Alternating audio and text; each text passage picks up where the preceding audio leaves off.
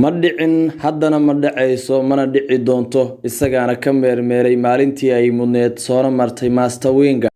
waa sheeko ku qotonta tababarihii 20 sano ka badan leelinayay kooxda fadhigeedu yahay deegaanka waqooyi ee xarunta England ee London ee The Gunners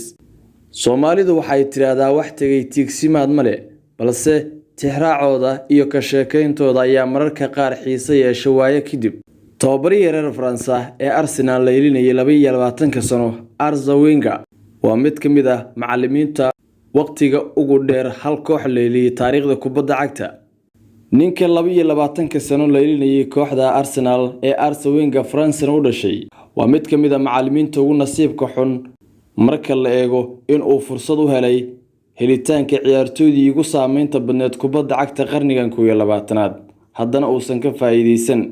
marka laga yimaado inuu Arsenal guulo badan la soo gaaray haddana Arsene Wenger marnaba kuma guuleysan dhameystirka saxiixyada ciyaartooyii ay ka mid yihiin Gianluigi Buffon, Cristiano Ronaldo, Lionel Messi iyo Zlatan Ibrahimovic toddobaadkan gudihiisa ay ahayd markii uu markale Wenger shaaca ka qaaday in uu seegay saxiixa xidiga weyn ee mucjisada kubadda cagta loogu yeero Argentina u dhashay Barcelona iminka ka xamaashay Lionel Messi kaasi oo wax walba oo kubadda cagta soo sameeyay ahna shakhsi gaar Wenger ayaa xusay in markii ay Barcelona kala soo wareegayeen Cesc Fabregas oo kabtan sharafeed ka soo noqday waqooyiga London gaar ahaan Emirates sidoo kale wada hadallo uu kula jiray Lionel Messi balse aysan u suurtagelin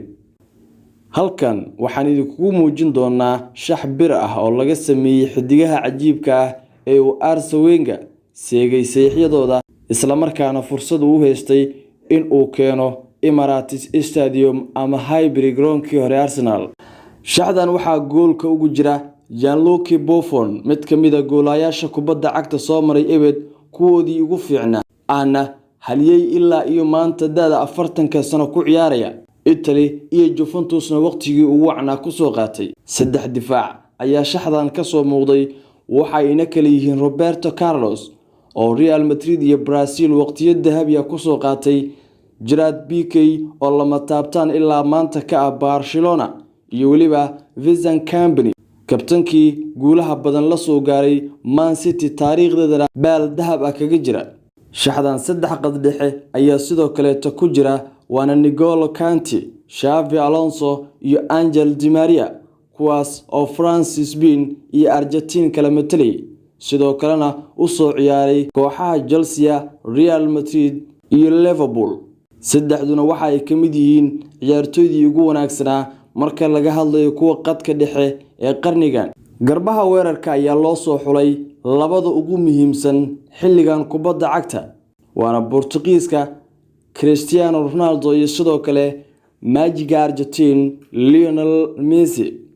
dhanka weerarka ee nambarka 9aad waxa ciyaaraya laba kamid ah dhaliyaashii ugu wanaagsanaa kubadda cagta wana Zlatan Ibrahimovic oo Sweden u dhashay iyo sidoo kale Didier Drogba boqorka qaaradda Afrika ee dhanka goolalinta sheekadan waa fursad soo martay tababarihii Arsenal ee Arsene Wenger balse uusan ka faa'iideysan